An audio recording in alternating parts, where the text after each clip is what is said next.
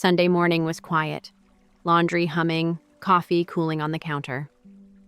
My phone buzzed with a voice note from my mother.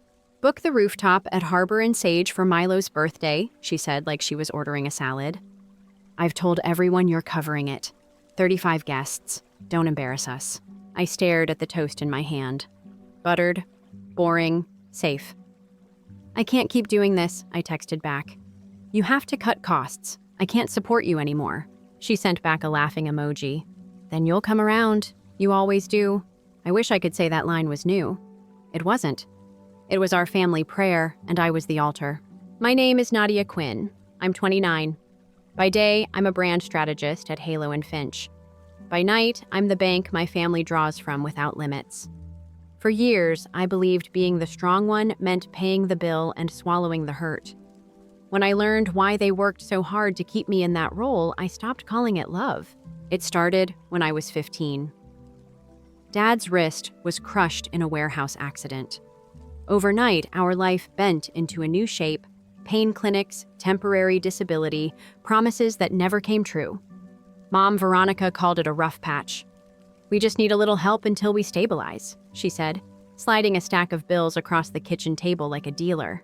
I got a job at the Blue Bean Cafe. After school, I poured lattes and wiped crumbs until my hands smelled like espresso and bleach. Every 2 weeks, I'd hand my paycheck to Mom. She'd kiss my forehead, look guilty for 3 seconds, and then slide the money under a rubber band with the rest of the family fund.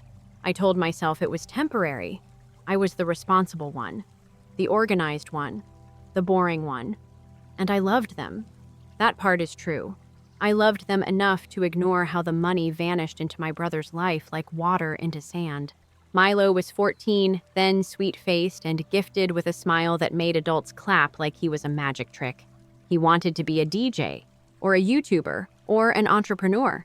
It changed weekly. Headphones appeared, then a mixer, then a starter studio. "He needs opportunities," Mom would say, tapping the budget sheet with a pretty pen. "You're so capable, Nadia. You'll be fine." I got a scholarship to state in my senior year. Full tuition, books, everything. It was 30 minutes away, so I could keep working. I kept the cafe job, took a campus job in the communications office, and still gave Mom whatever I earned. She called it teamwork. Dad called it family stepping up. Milo called it awesome, and then asked if he could borrow my car. I graduated into a decent job. Health insurance. A badge that opened a glass door. Real coffee in the break room that didn't taste like a burnt campfire. I moved into a small place with sunny windows, a second-hand couch, and a fern I kept forgetting to water. I planned to send a few hundred home for a year, just until they stabilized. Then an autopay happened. "So it's easy," Mom said. I set it for $1,800 the first of every month. It felt like ripping off a bandage. It also felt like nails in a coffin I hadn't realized was mine. At work, I became the fix-it person. The one who redoes proposals at 7 p.m., the one who notices the typo others miss. At home, I budgeted like I was playing Tetris with bills, rent, groceries, the fern, the autopay. I told myself I was lucky to help, lucky to be needed, lucky to be useful. 2 months ago, Mom called with good news. "We're hosting a family summer soiree," she sang. A proper one. I found a gelato cart. And a photo booth with a flower wall. How much, I asked. My voice was already tired. "Only $2,800 if we book by Friday." I said no. She hung up. An hour later, Dad texted a picture of their backyard strung with sample lights he'd borrowed from a neighbor. "Your mom's been planning this for weeks," he wrote. "It'll mean a lot to the family." I stared at the photo, at the effort, at the heaviness in my chest. I moved money from my emergency fund and paid. I wrote 4 family memories in the memo line and wanted to throw my phone into the sink. The week before the party, updates landed like hail. Lavender linen napkins. A playlist Milo curated as a demo for his brand. A gelato tasting where Mom posted a boomerang of pistachio scoops with the caption, "Blessed." Every ping made me smaller. The party looked like a magazine spread. Edison bulbs, white tents, little metal buckets filled with glass soda bottles sweating in the heat. The gelato cart had tiny silver lids and a chalkboard sign in fancy handwriting. The DJ Milo and a friend wore matching black tees and confidence. Family poured in hugging Mom and telling her she was incredible. "You think of everything," Aunt Sienna said, waving a skewer of rosemary chicken. "Veronica, you are a queen," my cousin beamed, snapping photos of the flower wall. "She really is," I said, and tasted bitterness that wasn't from the arugula. I watched Milo accept compliments like tips. "I'm building something," he told 2 uncles. "You know, brand, partnerships, events. Just need the right launch." His sneakers cost more than my monthly groceries. I didn't ask who bought them. My coworker Tess came for an hour because she's the kind of friend who shows up even when she doesn't know where to stand. She whispered, "It's gorgeous. Are you okay?" "I paid for the gorgeous," I whispered back. She squeezed my hand. "Anchor. That's what she is. The person who keeps me from drifting into a storm I didn't cause." When the music faded and the gelato lids clicked shut, Mom looked at me and said, "Sweetie, grab a trash bag." It wasn't a question. I cleaned. Then we sat in the living room, cushions dented, the house smelling like sugar and citronella. "I can't keep funding this," I said. Calm, clear. My hands were steady around a glass of water. Silence. Then Milo snorted. Dad smiled like I'd told a joke. Mom actually laughed. "Oh, Nadia," she said. "Don't be dramatic. This is just how we work. You help and we all thrive." "I'm 29, I said. "I want a savings account. A life. Maybe a little security that isn't ramen and a fern named Hope I keep forgetting to water." "You have an apartment?" Milo said, as if that ended the discussion. "You make good money," Mom added. "You can afford it. We raised you. Now you support the family during a season. That's love." Dad leaned in, trying for gentle. "No one's forcing you. You want to help us. You're good like that." I stared at the floorboards and counted the nail heads. I thought of the autopay, the memo lines, the text nice enough to be a trap. "You're so capable, Nadia. You'll be fine." "When does the season end?" I asked. No one answered. I drove home with the windows down because I couldn't breathe. The night was soft. The sky was tired blue, trying to be black. In my apartment, I sat on the rug and stared at the wall until my eyes burned. I didn't call Tess. I didn't cry. I listened to the hum of my own refrigerator and the distant laughter of someone else's party and tried to remember the last thing I bought just for me. For a month, I said nothing to them. The autopay hit and I cursed my own phone for being so obedient. Work was chaos. New client, new deadlines. But in the middle of it all, a quiet thought formed and refused to leave. I am not a wallet. I am a person. On a Tuesday afternoon, Mom called again. "No hello, no warm-up. Milo's turning 25 on Saturday," she said. "We've reserved the private rooftop at Harbor and Sage. 35 guests. It's perfect. You just handle the bill. How much? $3,600 plus service. Don't stress. The restaurant is expecting your card." Tess looked up from her screen across the office. I put my phone on mute and mouthed Harbor and Sage. She winced. "I can't come," I said into the line. Mom actually laughed. "You don't have to come. Just make sure the money's there." The call ended. No goodbye. The corner of my mouth twitched, not a smile, not a frown. Something new. Something like steel. I opened my banking app and scrolled to the autopay. My thumb hovered. I remembered Dad's text with the backyard lights, Mom's boomerang of gelato, Milo's sneakers, the laughing emoji. "You'll come around, you always do." Not this time. I canceled the autopay. The screen asked if I was sure. I was. I took a breath that reached the bottom of my lungs for the first time in years. Saturday would come. The rooftop would fill. The bill would arrive. And I knew exactly what I was going to do when my phone started buzzing. That was the moment I stopped being the family ATM and started being myself. What happened next is the part they never thought I had in me. Saturday came fast. I cleaned my apartment, watered the fern I'd named Hope, and put my phone on Do Not Disturb. Not airplane mode. I wanted to see the banners slide in and stack like a tower I wasn't going to climb. At 6:41 p.m., Mom's first text guests are arriving. "Don't be late with the card." At 7:03, a group photo from Harbor and Sage. Rooftop sunset. String lights. My brother in a borrowed blazer and $1,000 sneakers throwing a peace sign. Grateful, he wrote. I stared at the caption and tasted metal.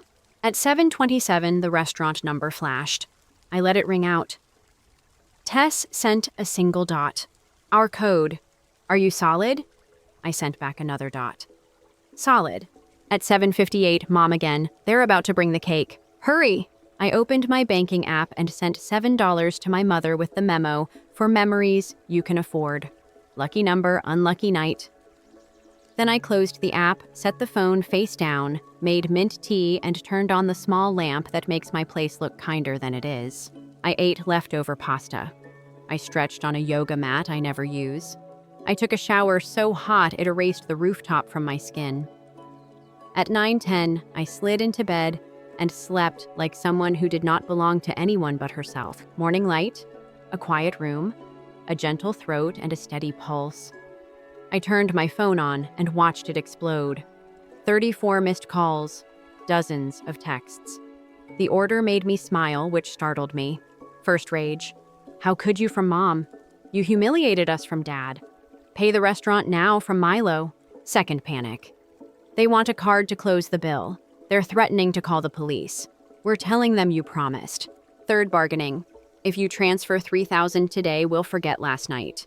You can split it in 2 months. Just do this one and we'll revisit the amount. Fourth guilt. Your father is shaking. Milo's big night was ruined. I don't know how we raised a daughter who doesn't care. Fifth threat. We will never forget this. Don't expect us at your milestones. You are on your own. The only line that made my throat pinch came from Dad. We can't take another hit to our credit. Another. That single word sat there like a loose floorboard. I made pancakes for myself. 2. With blueberries. No one took the better one for the team. No one asked me to split mine. I ate both warm and messy and decided I would remember this breakfast when they said I owed them everything. At 10, Tess knocked. She brought bagels and a folder. She's the friend who shows up with carbs and documents. Read me the messages, she said. I did. She listened without interrupting. When I finished, she placed the folder on my table. What's this? Your courage, but typed, she said. Budget, transfers, totals, almost 6 figures over 5 years. I did the math because I know you avoided it. I flipped through the pages, hands cold and sure. 10,000 here, 2 grand there. A spring of memo lines, family groceries, emergency dental. For Milo's equipment, for party deposit, for family feeling. I remembered writing that one and wanting to set my thumbs on fire. This is financial abuse, Tess said. She doesn't dress her words. You know that, right? You've been conditioned to carry them. They expect you to be the bridge. Bridges get walked on. I canceled the autopay, I said. Good. Next, lock down your stuff. Change passwords. Remove any authorized users. Freeze your credit. My credit. She tapped Dad's text on my screen. Another hit. That means there was a first, or more than one. Breadcrumb my brain supplied. Keep it. I was about to start the password purge when the building intercom buzzed like a wasp trapped in a jar. I froze. This is Anika at the front desk, a calm voice said. 3 people are asking to be let up. They say they're family. They're loud. I looked at Tess. She nodded once. Anchor, validator. Meet them downstairs, she said. Cameras, witnesses, neutral ground. Tell them I'll be right there, I said into the intercom. Please, don't let them up. I changed from sweats into jeans and a black tee. I put my hair in a low bun. A small thing, but armor. I tucked Tess's folder under my arm and slid a note card into my pocket. On it, 4 lines in my handwriting. I am not paying the bill. The monthly transfers are over. If you yell, I will leave. We can talk about boundaries, not budgets. In the elevator, I watched my reflection breathe. My hands shook and then steadied. At the lobby, Annika lifted a brow in a way that said, You okay? I nodded. They were already at the sitting area. Mom in last night's sequin top and sunglasses, though we were indoors. Dad in a collared shirt, jaw grinding. Milo, with his arms folded, chin up, a small smear of gold frosting on his sleeve. The irony was loud enough to be music. Mom stood. Finally, she said, "No hello. Do you have any idea what you put us through?" I sat on the edge of an armchair and placed the folder on the table. "Yes," I said.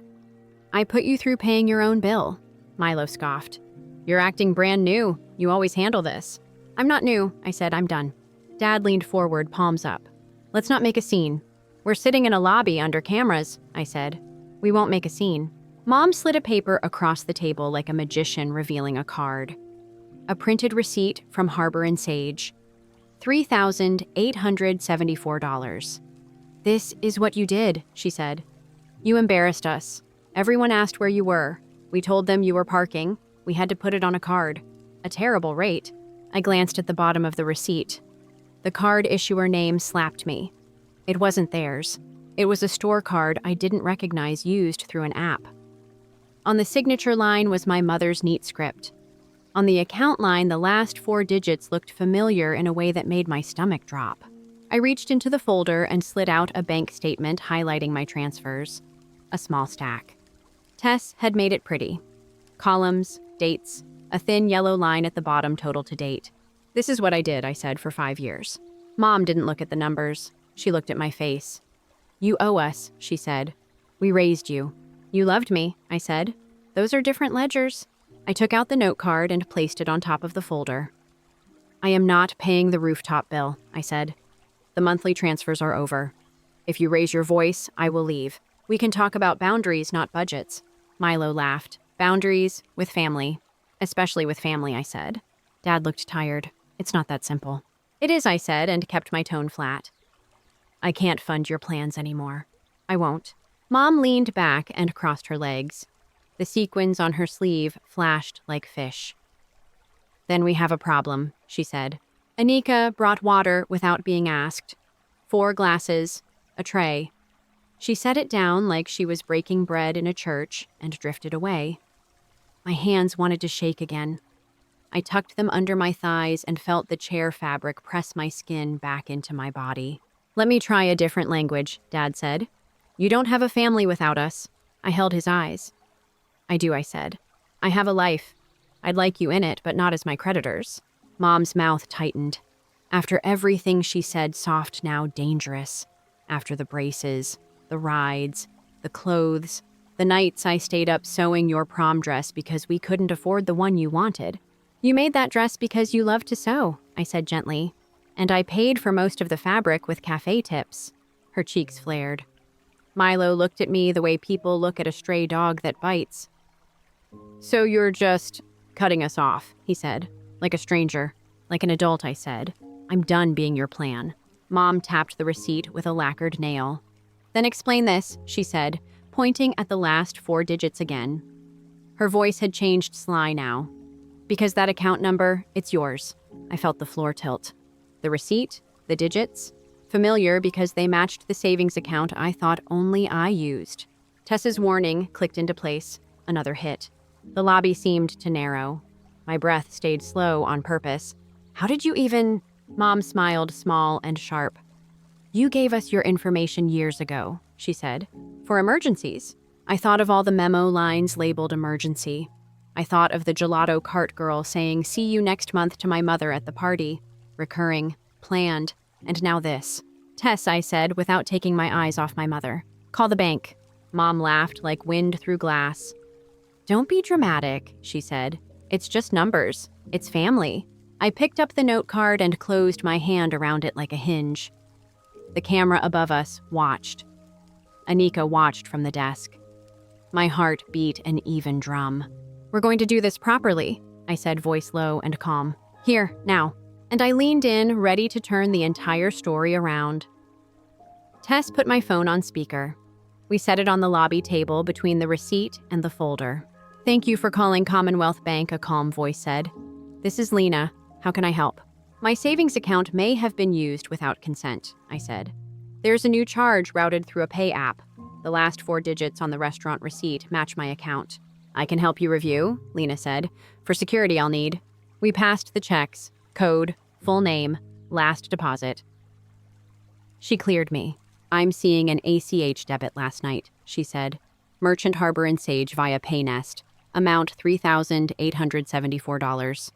The payment token was authorized from a device at an address on file. Which address, I asked. Parkview Lane, she said. My parents' house.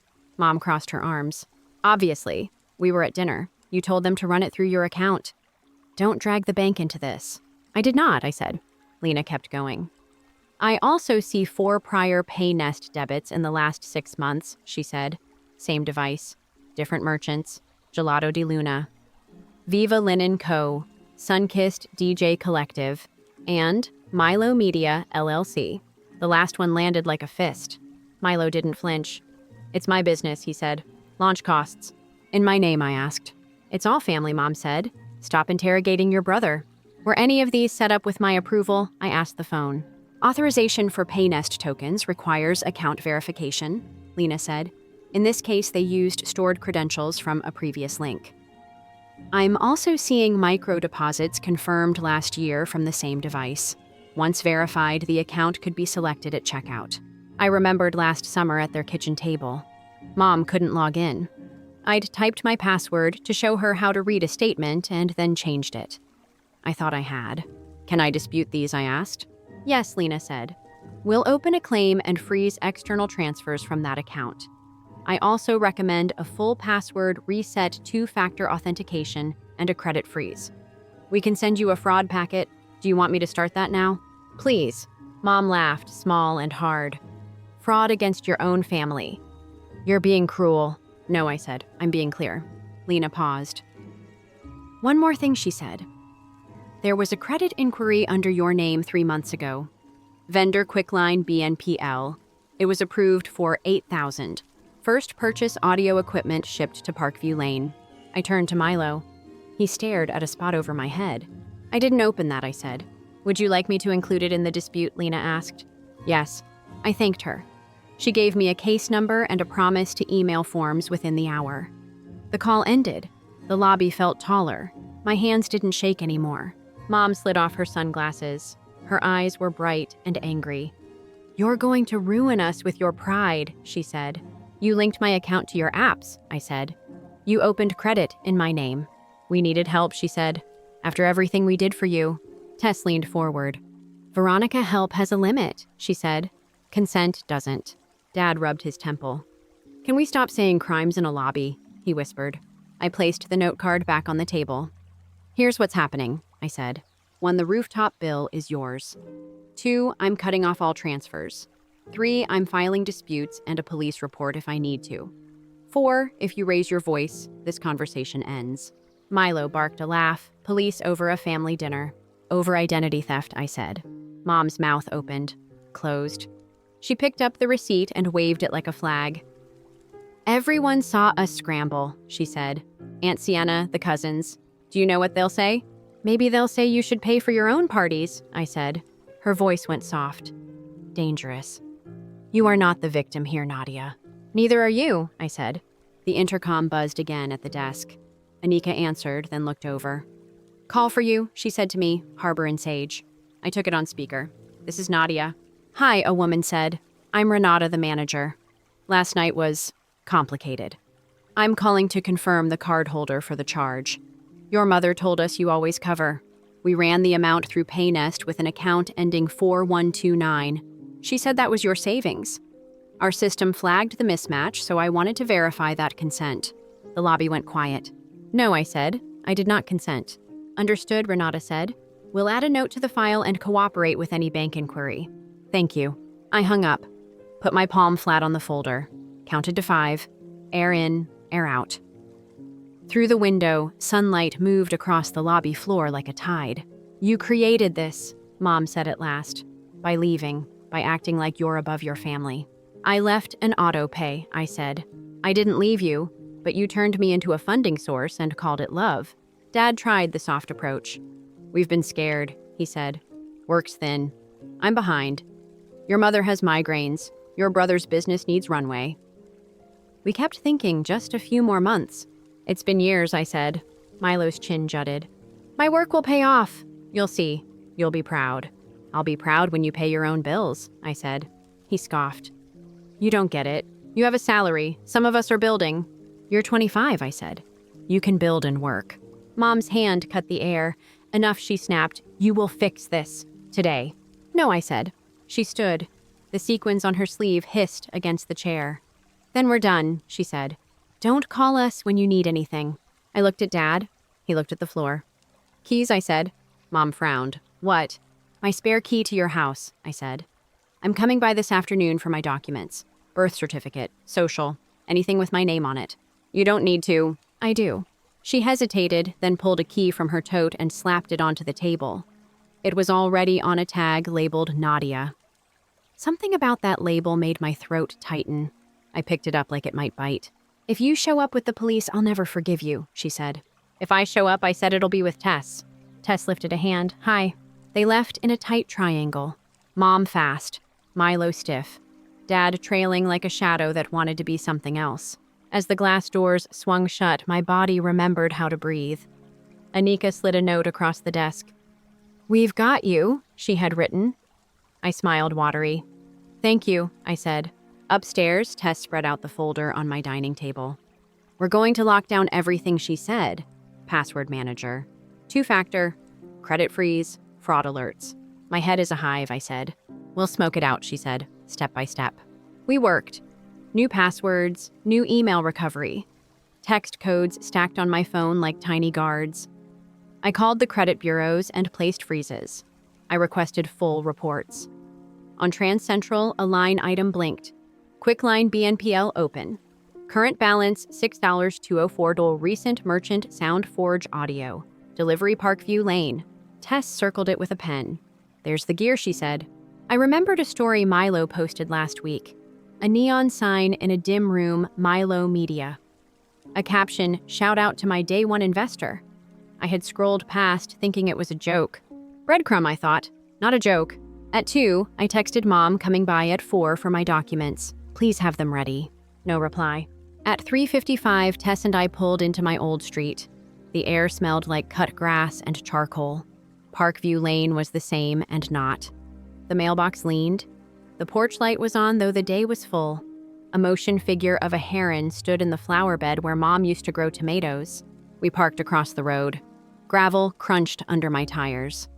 That sound pulled up 100 memories at once. The day Dad taught me to parallel park, the nights I tiptoed in after late cafe shifts, the way the house always glowed in summer like it was trying to be kind. Ready, Tess asked. No, I said. Yes. We crossed the street. My key felt heavy then right. I fitted into the lock. From inside, I heard voices. A cupboard door thudded shut. Paper rustled. Someone muttered, "Where did she put?" I opened the door and stepped into my past. The sky was still bright through the kitchen window. The air smelled like lemon cleaner and something burnt. My heart forgot how to count for a second and then remembered. "We're not here to fight," I called. "We're here for my papers." Mom appeared in the hallway with a smile too slow to be real.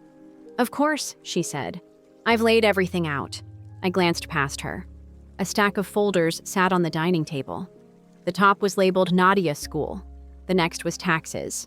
The one beneath that was turned upside down as if it had been set down in a hurry. A corner peeked out, blue official edges worn. Tess touched my elbow. "Stay focused," she whispered. I walked toward the table and felt the house watching me the way buildings do when they know a secret. Somewhere in the back, a printer whirred, then stopped, then printed again. "Breadcrumb," my brain said.